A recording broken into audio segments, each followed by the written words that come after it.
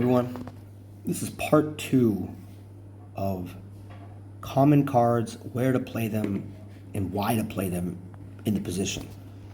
So let's start off with first base. Let's look at Alexandra. Now, she's left-handed, the only left-handed infielder in the whole common card collection. Now, the idea, lefties are ideal for first base because with their glove on their right hand, it makes it easier for them to turn to the base with their glove facing the field. A lot of people will put Alexandra and match them with Kevin and Gibson for a power lineup, but ask yourself this question. How many times have you played someone stole a base on you when you had a second baseman that was left-handed or a shortstop left-handed and it missed the swipe? So, ideally, left-handed, better at first base. All right? Also, if you don't want to play left-handed batter or Alexander at first base, there are two other ones. Let's take a look real quick at our guy Terry. Terry, dude has amazing fielding, but he has a weak arm. Okay, so if the guy can field, it's pretty solid, right? Throws right, that'd be the only weakness there. But at the end of the day, having Terry first base, not a bad option if you're only playing with common cards, especially if you get them leveled up. Lastly, we got Brock. Brock would be great. Again, 193 max level when fielding. And you look at his skill. When an opponent is in a scoring position, fielding increases to 18. Right? So what does that make it? That would be 211. Yeah, good math by me. 211 to increase the fielding. Again, another weak arm. Those three, Alexander, Terry, and Brock, would be first basemen for the common cards. Now let's move over to second base. So our guy Smith, terrible thrower. A little lower than the average on the fielding. He's mostly in there for his speed and his contact. That's pretty much it. So where do you put a guy like this that can't throw or shit? You probably put him right there in second base. He makes a mistake, not a far throw to make it. Go back to our guy Terry for the same reason. Not a great thrower, mostly in there, good fielding, good okay contact, terrible power, great speed. So second baseman could be for Terry also. Also, same concept, our dude Brock. He's in there for his power bat and his contact.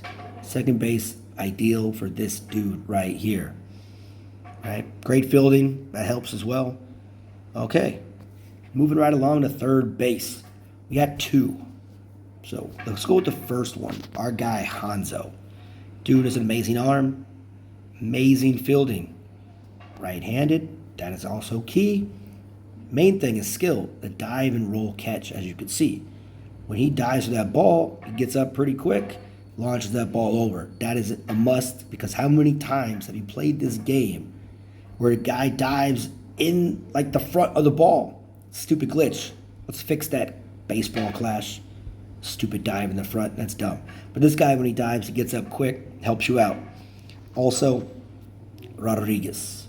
Okay? I like his new added skill of 24 power because his bat is pretty trash overall. But his throwing and fielding, also great for third base. Going into shortstop, right? Shortstop, pretty much the same two I just mentioned before. Hanzo, again, at short. Again, I prefer him at third. And Rodriguez, great at short. Great fielding. You want that in that hole. And throwing, great arm. Really, really helps. Let me break this down to you. Why is there only one left-handed infielder in the common cards? Let's break it down. All right, second base. There have only been 4 left-handed throwing players that have ever played second base since 1950. You guys can look this up. It's up to you. Go to third base. Like Anthony Rizzo, you guys know him on the Yankees this year, became only the 7th left-handed third baseman in baseball since 1913.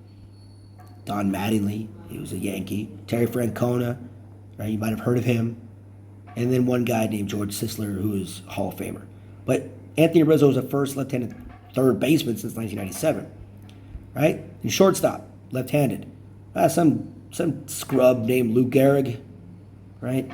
And then some other guys Nino Escalara, Roy Stillman, Tom Chisholm, Mark Real. But no, these guys don't play left-handed. If you're left-handed, you're pitching or you're playing in the outfield. Pretty much it. You make a lot of money pitching. All right.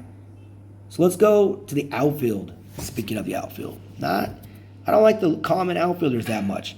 Left field, we mentioned before, our dude Russell. This guy has a weak arm, not great fielding, but he does have pretty solid speed.